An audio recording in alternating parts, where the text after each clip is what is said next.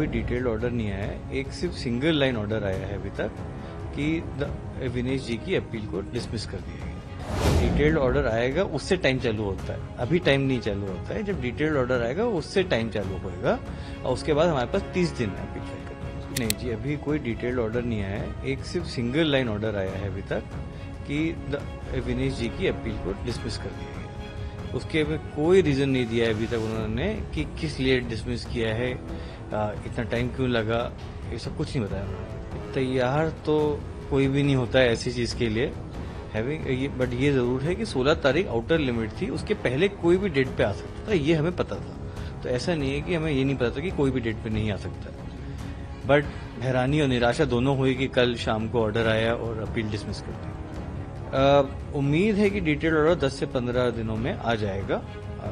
पूरी सबकी जो याचिका है, सबने जो अपने कहा है उस सब के मैटर को टैकल करते हुए क्या मैडम आर्बिट्रेटर ने उस पर उनका क्या विचार है, वो आएगा डिटेल्ड ऑर्डर। जब डिटेल्ड ऑर्डर आएगा उससे टाइम चालू होता है, अभी टाइम नहीं चालू होता है। जब डिटेल्ड ऑर्डर आएगा उससे टाइम चालू होएगा और उसके बाद हमारे पास 30 दिन है अपील फाइल करने। सो कैस का डिसीजन आप स्विस फेडरल ट्राइब्यूनल में अपील कर सकते हैं। एज आई सेड, उसके लिए 30 दिन का टाइम होता है, बट ये डिटेल ऑर्डर के बाद ये 30 दिन चालू होएगा। एंड सालवे सर हमारे साथ हैं, वो गाइड करेंगे हमें एंड हम उनके साथ बैठ के अपील बनाएंगे और फाइल करेंगे। अभी जैसे कैस्टर सिमेनिया जी हैं, उनकी अपील भी स्विस फेडरल ट्राइब्यूनल और European court of human rights में गई थी। तो ऐसा नहीं है कि अपील एक्सेप्ट नहीं होती और सुनी नहीं जाती है, सुनी जाती है।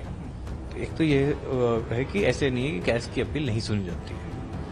दूसरा ये है कि एक अमेरिकन एथलीट है जिम थॉर्प जी, उनको भी बहुत सालों पहले कोई एमेचर रूल की वजह से उनका गोल्ड मेडल छीन लिया गया था, डिस्क्वालीफाई कर दिया था। और बाद में आईओसी को पिटीशन करके पहले उनको जॉइंट गोल्ड मेडल दिया गया और उनके बाद उनको सिंगल गोल्ड मेडल दिया गया। तो ऐसा नहीं है कि बाद में अगर कोई ऑर्डर आता है तो आईओसी के पास पावर है ऐसा करने के लिए।